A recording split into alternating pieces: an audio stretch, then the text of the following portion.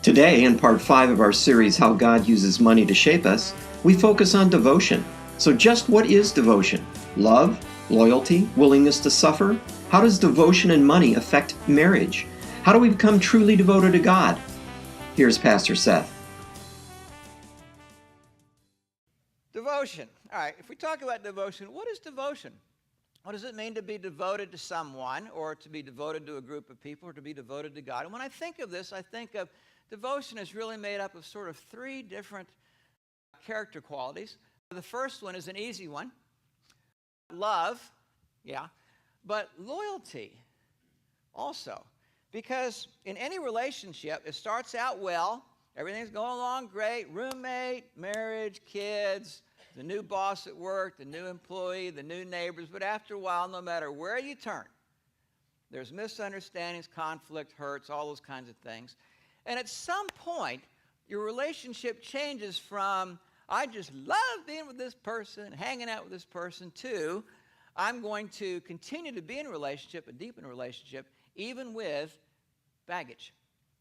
Some of that's my own baggage, some of that's the baggage that comes along. But over time, it gets more costly, and that's the quality of long suffering. Is I am committed to this relationship, and I am going to do everything I can in this relationship to make it work regardless of the response of the other person.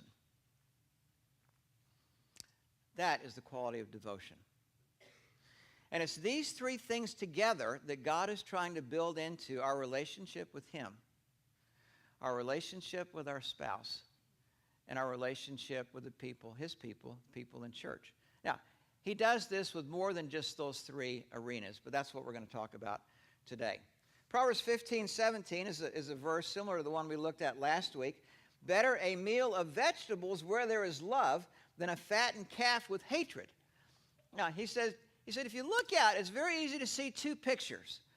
One picture is the poor folks that they don't have much and they're barely making it, but they've got something going on around that dining room table that's really good. And then over here, you got people who are chasing the fattened calf, he says, and they're up to their gills in debt and overspending, and they got to have the big house, and they got to have the minivan that gets the car, everybody in the car, and they got to have all the accoutrements that look like a family, with sort of the underlying belief, hardly even questioned assumption, that if we have these things, then we'll have the right family. It's almost like we just sort of get on autopilot, and that's sort of the course that we take. The warning that Solomon says is, you better be careful about that, because the end of that one is not good. Hatred, conflict, or you just don't want to even be together around the dining room table. I mentioned last week just a little bit that when Mindy and I got married, we were dirt poor. And that wasn't a bad thing. We were content with that. We were happy to be married. We were involved in student ministry back in Texas with college students, and we loved our life. We lived in a little 600-foot house, 600 square feet. Did not have central air. It had an old gas heater that was probably built in the 1920s or something. And I would, in the winters, would light this thing in the morning because I didn't want to leave it on at night, fear of explosion or something. We didn't have any kind of central heat. So in the morning, if I get up at 6, it might be 40 degrees in our house. We had a little electric heater in our bedroom with the doors closed. And so I would run out into the living room and light the pilot on that and get that going. I'd run into the kitchen and light the 4 burners and the stove and leave the oven open and run back into our room and dive under the sheets. Wait till the house heated up. We had nothing really to buy. We had $100 to buy kind of our beginnings, which included a washer, a dryer, a refrigerator, a couch, a love seat, a coffee table, a couple chairs, our bedroom furniture. All that stuff was given to us. Now, this wasn't like, new stuff. I mean, the hand-me-down kind of stuff. The $100 we spent was on fabric. And we reupholstered, I'm using that word real loosely, we reupholstered our couch and love seat that we'd gotten, and then the rest of the material, she made living room curtains. Now, when people would come over to our house, nobody walked in and said, wow, what a cool place. It's like a showpiece. There was nothing showy about the Gatchell house. And even when we moved into the first house that we bought, there was really nothing showy about that. We drove an old Dodge Dart that looked like it looked like a rectangle on a rectangle. It was a 3-speed, and Mindy was pregnant driving this thing. It didn't have the real air. It had that little air conditioning unit, down there that was. I had an old VW bus with no air conditioning, and in Fort Worth, that gets high, running this thing. Nobody thought, man, look at that car. It's sharp. Wow, I got it. But thankfully, because some tremendous role models that God put in our lives, we got off on a great start in our marriage. Now, that's not to say it was ideal. We went through the kind of transitions everybody goes through. How do you deal with conflict? How do you deal with misunderstandings? How do you deal with miscommunication? How do you deal with hurts? How do you deal with just communicating from guy to woman? Letting her know what's going on and trying to figure out making decisions together. All those things don't just happen, as you all know if you're married. It takes a while and all those things to kind of figure out, how do we do this? But there were a lot of people in our church back in Texas that came to us and asked us, how do you guys do that marriage thing? How do you do this? Because what we have is not working. That's something of what he's saying here. Better a meal of vegetables where there is love than a fattened calf with hatred. Now, the question to ask yourself here when you think about devotion is, what's my real goal? What's my real goal? It appears to me, as I just observe our Western American culture, that when you get married and start to have kids, the real goal is you want to get into a house and you want to have the family minivan and you want to be going everywhere in the world and have kids committed to all kinds of stuff, and you're going 100 miles an hour. And then at home, you've got to have the right kitchen and the right bathroom and the right furniture in the baby's room and the right furniture in the bedroom. Well, I think the assumption is that if we have all of these things, then we're set to have a great family. Solomon says that's a terrible assumption. You are off chasing a mirage if you think that's how it's going to happen. All right, let's look at three particular aspects here of devotion. The first has to do with marriage devotion and how God uses this with money. Marriage devotion. There was a woman who was struggling in her marriage, and she called her insurance agent and said, "Can I come in and talk to you?" Said, "Yeah." She went in, and she asked him, "If I take out $1 million life insurance policy on my husband today, and he were to die tomorrow, what would I get?" He said, "Probably the death penalty."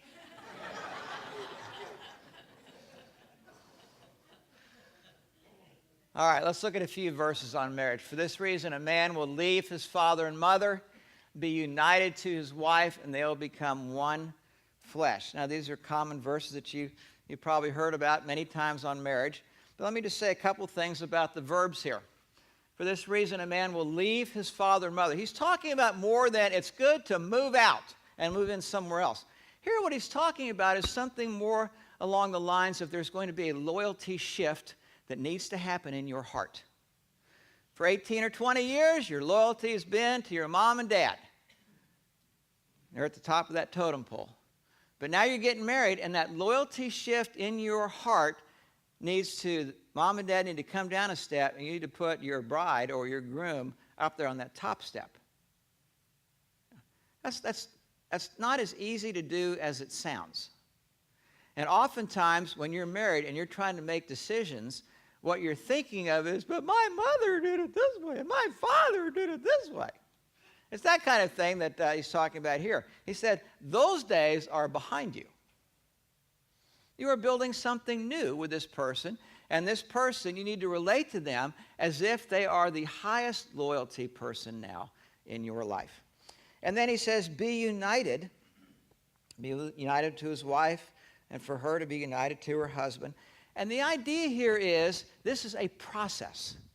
This doesn't just magically happen when the pastor says, I now pronounce you husband and wife, and everybody, oh, isn't that so sweet?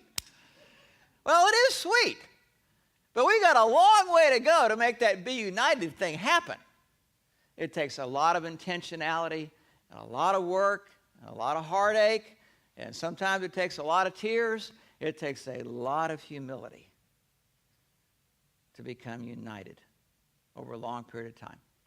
The third thing he says is they will become one flesh. And I think what he's trying to say here is something like this. That's the goal.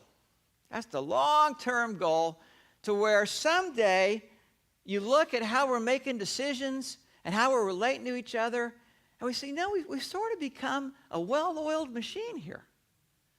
All the parts are kind of working like they're supposed to. In fact, if somebody looked at us, it'd be hard for them to pick out two people. They sort of think of us now as a couple. Those are the pictures there of what devotion, the road to devotion, it moves toward. Now, the question to ask yourself is, how do I get there? If you are married, you have discovered that when God said, I made them male and female, you're now thinking, no kidding. No kidding. He goes, male and female we are different creatures. When I think about men and women and the differences that we bring to life, I think of that women are like this fine china teacup. There is beauty there, there's color there, there is richness there, but that can be easily chipped. And if it's easily chipped, it's costly. And guys, when I think about guys, I think about Tupperware. We're pretty plain. What you see is what you get.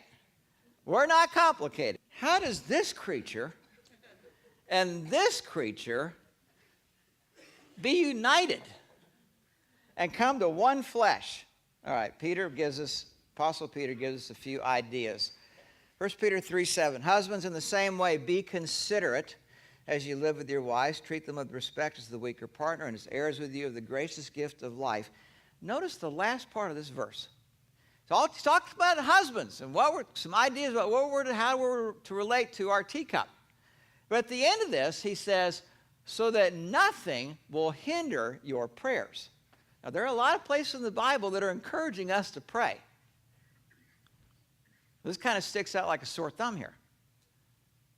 What he's saying here is, this is so important, guys, that you get this right.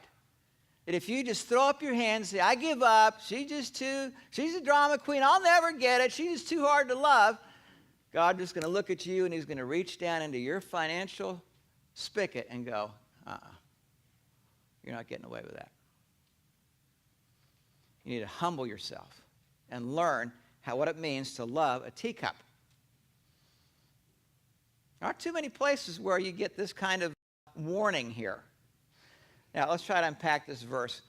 In the same way, be considerate. That word considerate in the Greek language is made up of really two English words. Our English word to take into consideration and to ponder, and then to try to understand, and then to try to relate in a way that communicates that you understand her. Now, if you guys, like me, if you ever think, I just don't understand her. Well, duh. Welcome to the club. That's what he's saying. This is a process. It's not enough just to throw up your hands, oh, I just don't get her. Of course you don't. It takes some humility and listening. Tell me what's going on with you. How do you feel about life? How do you feel about our marriage? How do you feel about our kids? She will tell you. She will gladly tell you. Keep your mouth shut and your ears open, and you will make some progress here.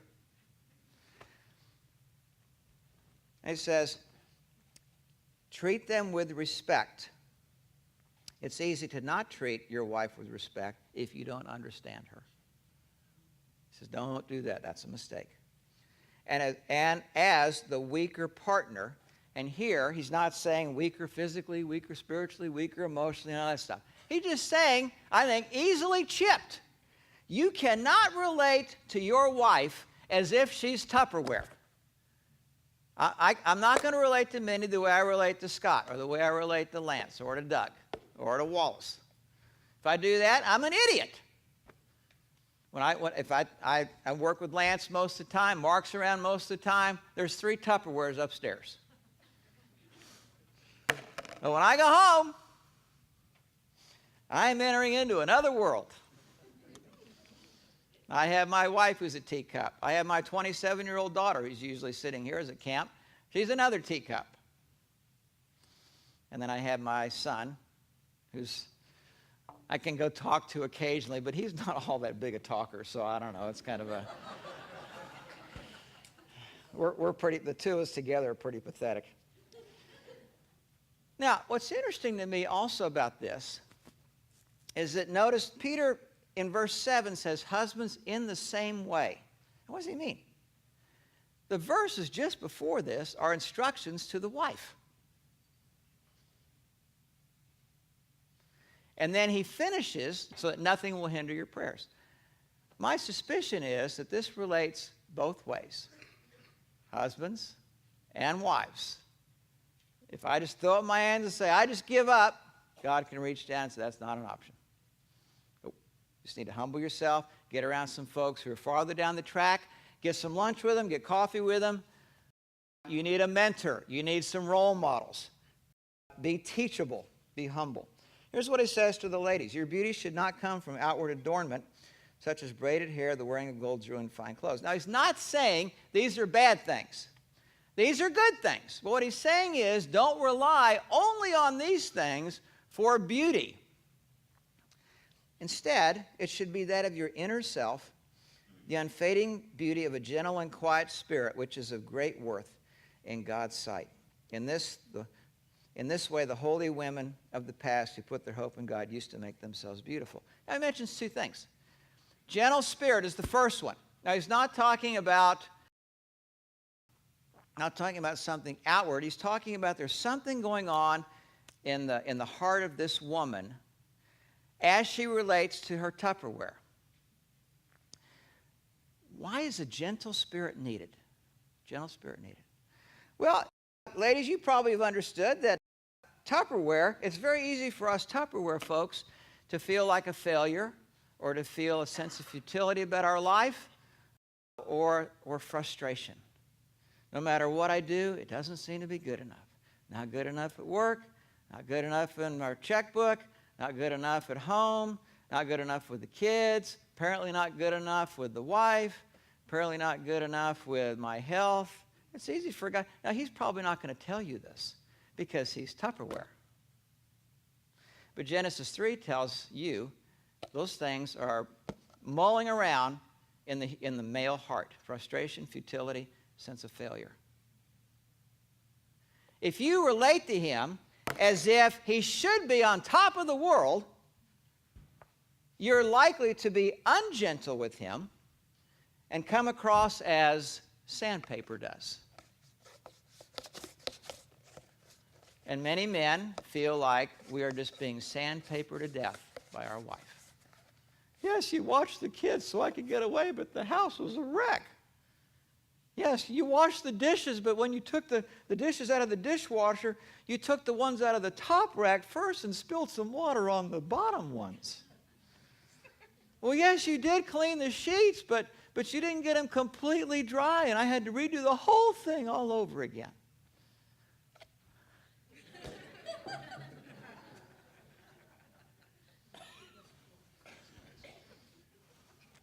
A guy wants to know, does anybody think I'm doing something right?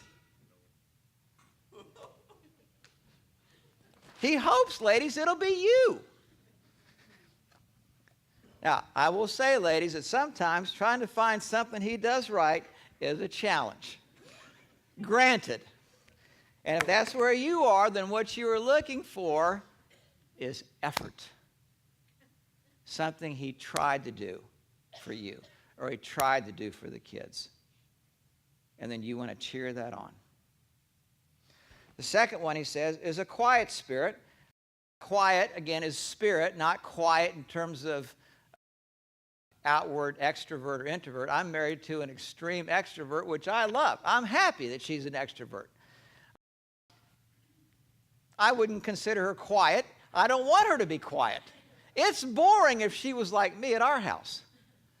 But a quiet spirit means, here in 1 Peter 3, calm in a crisis.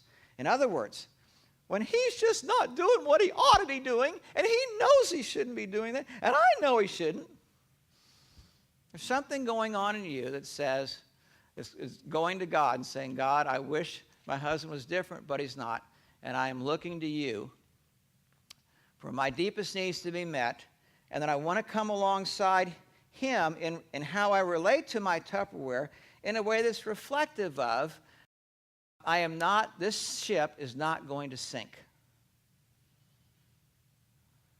There have been times where in our finances, we hit a wall.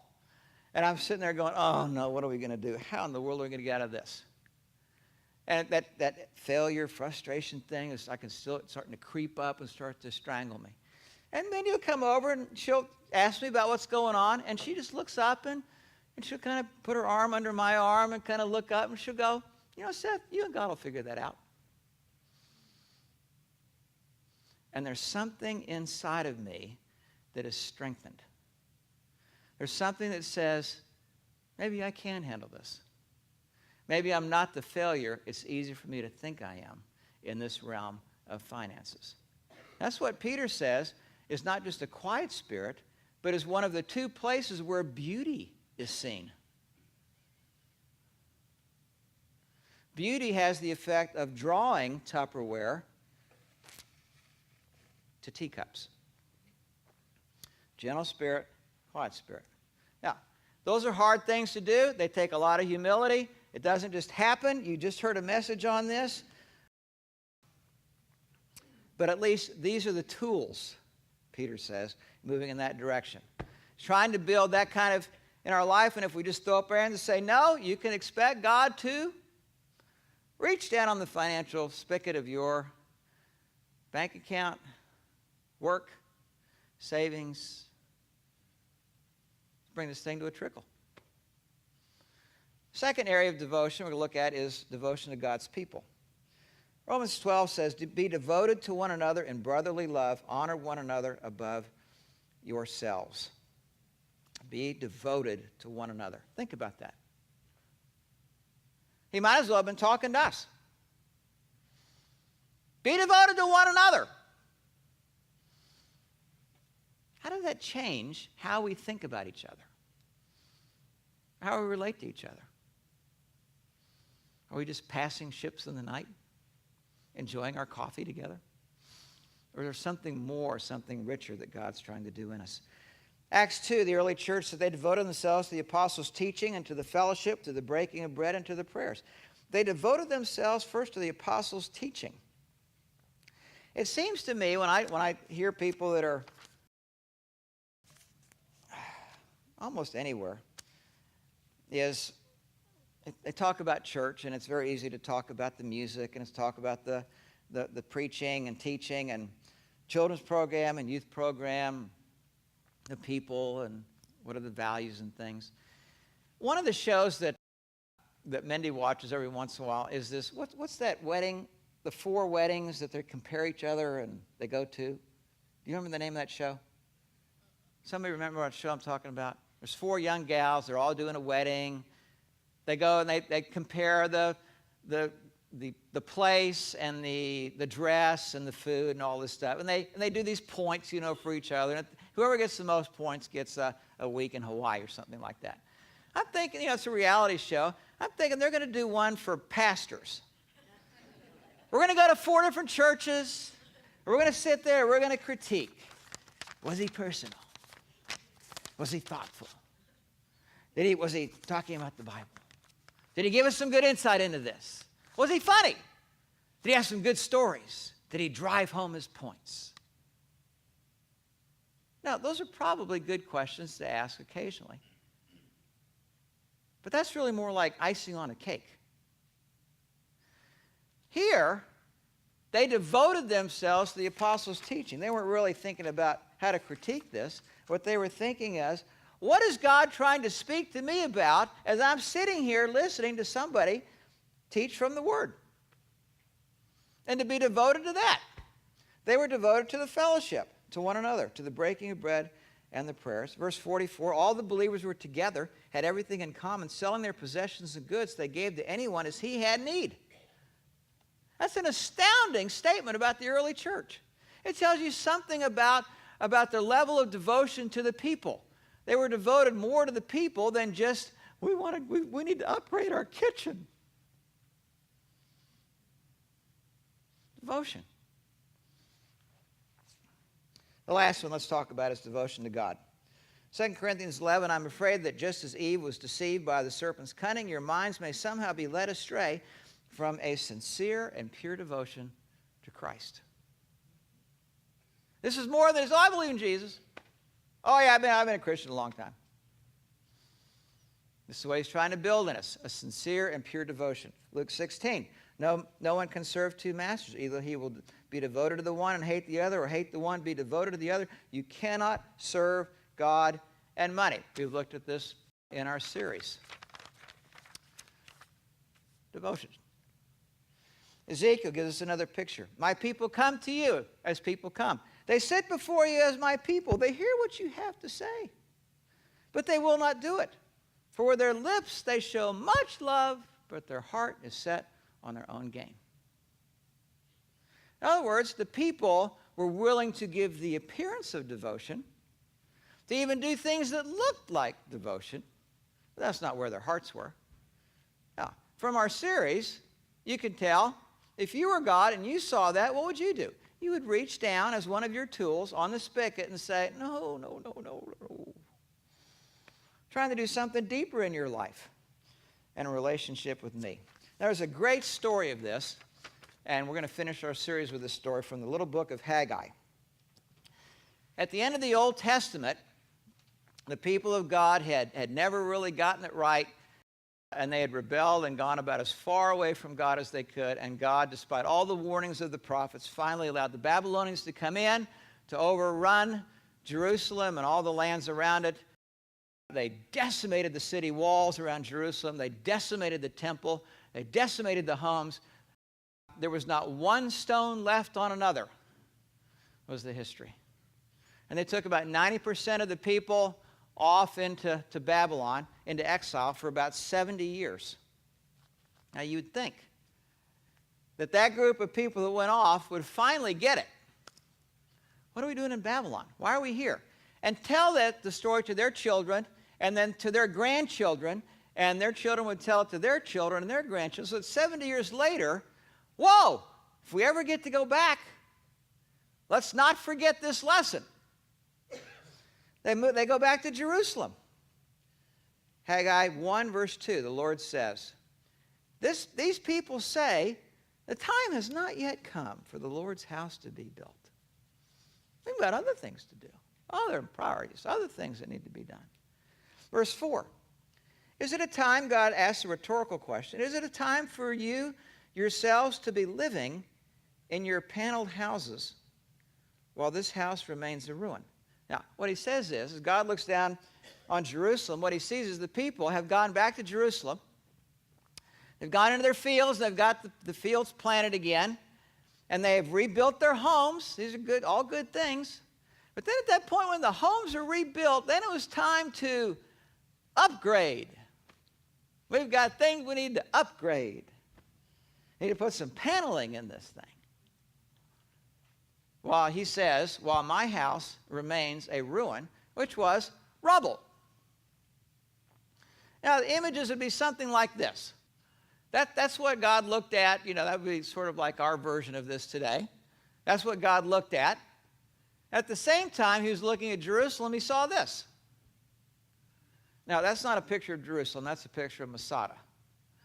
But it gives you some idea of the rubble that was left there. And God says to the people, do you see these two pictures? Is there something that bothers you about these? And apparently not. Because he says, give careful thought to your ways, meaning they hadn't yet.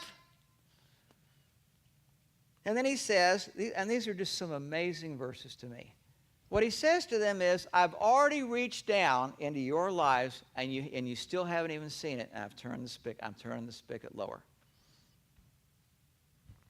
You have sowed much out in the fields and harvested little. How come we got such a rotten crop of corn this year?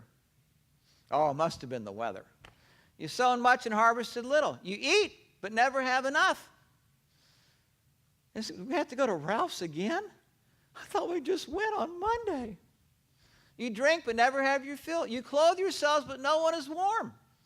And you know, a time when you have the chills, and no matter how many blankets you put on, you just can't get warm. And what you take home from your paycheck, I put into a bag with holes. This is astounding. We don't think like this. When we get in a financial bind, we just get mad at our spouse. Are you overspending? Or we think about the economy. Sometimes the economy does have an effect on our finances, no question about that. But we rarely think, is there something that God is trying to do in my life that I am not getting in any other way other than for him just to reach down into the middle of my farm or my business or my home and say, nope, we're not going any farther until we make some progress in this area. Then for the second time, he says, verse 7, give careful thought to your ways. Go up into the mountains, bring down timber, build the house, meaning the temple, so I may take pleasure in it and be honored. Now, instead of rubble, what God looks at is what he's hoping to see is something like this. That was similar to the temple of David that Solomon built. Now, does God say, so that I may be honored and I may be pleased because God has this massive ego problem and he needs this? No. If God had an ego problem and needed human beings, he would have left us a long time ago. He said, you want to go your way? Fine. What he knows about human beings that he made is we are at our best when we are most devoted to him. When I am most devoted to him, I become a much more devoted husband and a much more devoted father and a much more devoted worker and a much more devoted neighbor and a much more devoted friend or brother or sister. But if I get that first piece out of whack, if I am indifferent, fickle, it depends on how I'm feeling. And all the rest of these things are sort of like that. What's that Jenga game where you take out one of these things and all these pieces down at the bottom? Verse 9 says, you expected much, but see, it turned out to be little. And then he says an amazing thing. What you brought home, I blew away.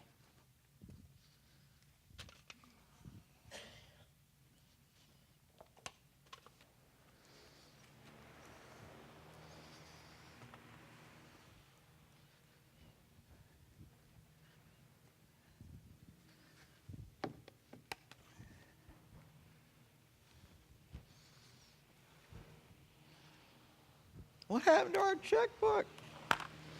What happened to our finances? What happened to our 401k? What happened to our paycheck?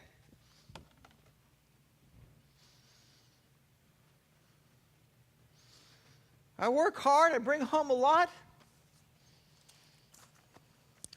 God's doing business with you. He's trying to shape your heart, and He's trying to shape my heart. Let's pray together.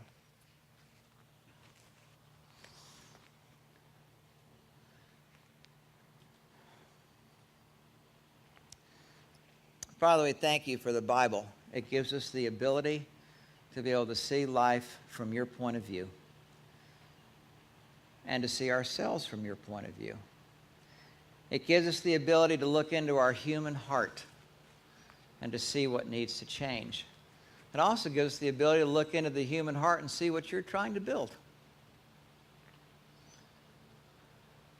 This quality of devotion is a really, really important quality to You.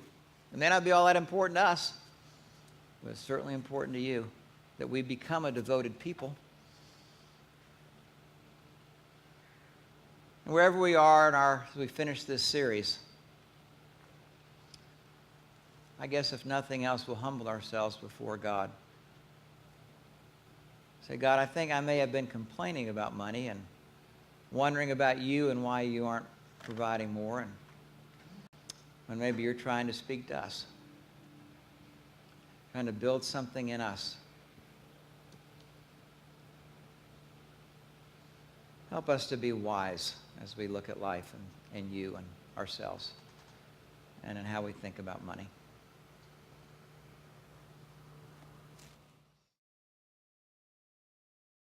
We at Pacific Church of Irvine invite you to join us every Sunday at 9:30. You can also visit our website at pacificchurch.com